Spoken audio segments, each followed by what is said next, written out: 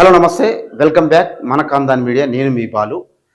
నిన్న హైదరాబాద్లో భీమిరెడ్డి డిఎస్పిగా పనిచేస్తున్న భీమిరెడ్డి డీజీపీ ఆఫీసులో అంటే కంప్యూటర్ విభాగానికి సంబంధించిన ఆ విభాగంలో డిఎస్పిగా పనిచేయడం జరుగుతుంది. అంటే తనకున్న పరిచయాలు కానీ తనకున్న ఎక్స్పీరియన్స్ అంటే ఎక్కువ కాలం హైదరాబాద్లో పనిచేయడం ద్వారా అతనికి ఎక్కువ మంది పరిచయంతో కొన్ని విషయాల్లో కూడా ఇన్వాల్వ్ అయ్యిందనే సమాచారం కూడా మనకు అందుతుంది. కాబట్టి అతనికి ఎక్కువగా ఆదాయానికి మించిన ఆస్తులు ఉన్నాయనే సమాచారంతో ఏసీబీ వాళ్ళు రైడ్ చేయడం జరిగింది. అంటే విస్తుపోయే విషయాలు అంటే దాదాపు 200 కోట్ల రూపాయలు తన పేరు మీద ఉన్నట్టు గుర్తించిన ఏసీబీ అధికారులు అందులో 2 కేజీల బంగారం, 20 కేజీల వెండి, అదేవిధంగా 44 లక్షల లిక్విడ్ గుర్తించడం జరిగింది. అతని పేరు మీద కర్ణాటకతో పాటు తెలంగాణ రాష్ట్రంలో కూడా 44 ఎకరాల భూమిని తన పేరు మీద ఉన్నట్టు కూడా గుర్తించడం జరిగింది.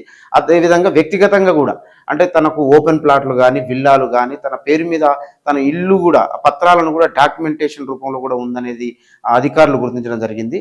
అంటే తను ఒక ఎస్ఐగా తన ప్రయాణాన్ని మొదలుపెట్టిన భీమిరెడ్డి ప్రమోషన్ సిఐగా చేసిన తర్వాత అదేవిధంగా డీజీపీ ఆఫీసులో అంటే కంప్యూటర్ విభాగంలో పనిచేస్తున్న ఈ డిఎస్పిగా పనిచేస్తున్న ఈ భీమిరెడ్డి అనే డిఎస్పికి అనేక పరిచయాలు అంటే తను అనేక విషయాల్లో ఇన్వాల్వ్ కావడం ద్వారా ఈ ఆస్తులు కూడబెట్టుకుందనే ఆరోపణలు కూడా తన పైన మీద ఉంది.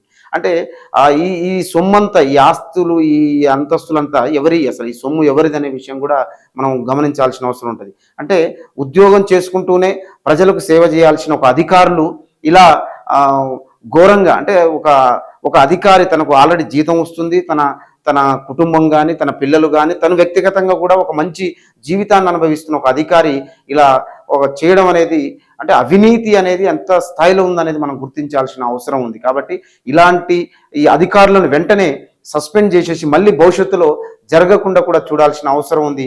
ప్రజల్లో చైతన్యం రావాలి. అంటే ప్రజల సొమ్మును అంటే వీళ్ళందరూ ఒక అధికారులుగా చలామణి అవుతున్న ఈ పోలీస్ అధికారులు సామాన్య ప్రజల యొక్క జీవితాలతోటి వాళ్ళ యొక్క కష్టాన్ని ఆసరాగా చేసుకొని సొమ్మునంతా కూడబెట్టుకుంటున్న సందర్భం మనం చూస్తున్నాం. కాబట్టి ఇలాంటి అధికారులను మనం వెంటనే అతనిపైన చర్యలు తీసుకోవాల్సిన అవసరం ఎంతైనా ఉంది. కాబట్టి మరి ఈరోజు ఇది మన డిఎస్పి భీమిరెడ్డి మొత్తం తన వ్యక్తిగత ఆస్తుల భాగోతం. కాబట్టి ఇది ఈరోజు విషయం. ఈ విషయం పైన మీ యొక్క అభిప్రాయాన్ని కామెంట్ రూపంలో తెలియజేయండి.